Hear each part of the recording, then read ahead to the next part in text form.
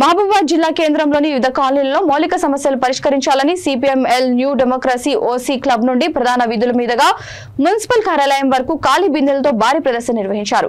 ఈ సందర్భంగా CPIML new democracy రాష్ట్ర నాయకులు కామ్రేడ్ మండల వెంకన్న మాట్లాడుతూ గత 10 సంవత్సరాలుగా పేద ప్రజలు కాలనీలను ఏర్పాటు చేసుకుని జీవనం కొనసాగిస్తుంటే మున్సిపల్ అధికారులు ఇంటి నెంబర్లు కేటాయిస్తామని సర్వేలు చేసి నేటికి ఇంటి నెంబర్లు కేటాయించుకోకపోవడంతో కాలనీలలో కరెంటు సౌకర్యం, రోడ్లు, సైడ్ కాలువలు లేక ప్రజలు తీవ్ర ఇబ్బందులు పడుతున్నారని అన్నారు.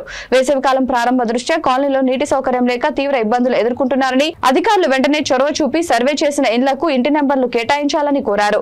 కాలనీలలో మౌలిక సమస్యలు తక్షణం మంచినీటి సమస్యను పరిష్కరించాలని వారు డిమాండ్ చేశారు.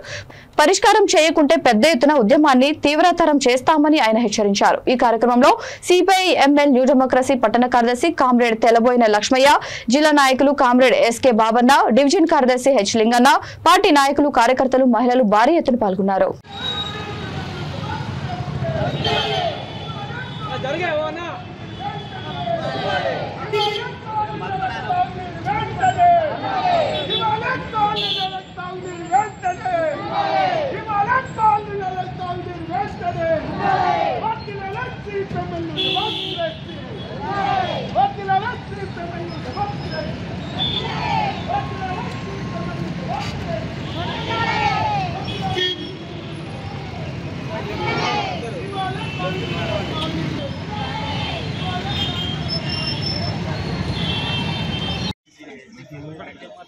అదొక తక్షణమైన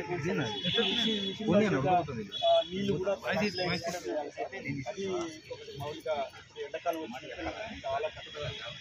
2 సమస్యలు చాలా తీవ్రంగా, అదేవిధంగా అంగన్వాడీ ప్రధానమైన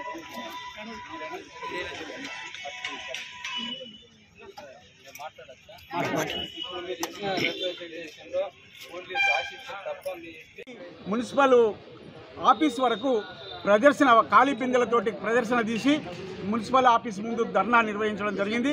ఈ ధర్నా ఉద్దేశం కూడా ఇంతకుముందు నేను ఆ సమస్యల పరిష్కారం కోసం ఈ ధర్నాను మేము కొనసాగించడం జరిగింది.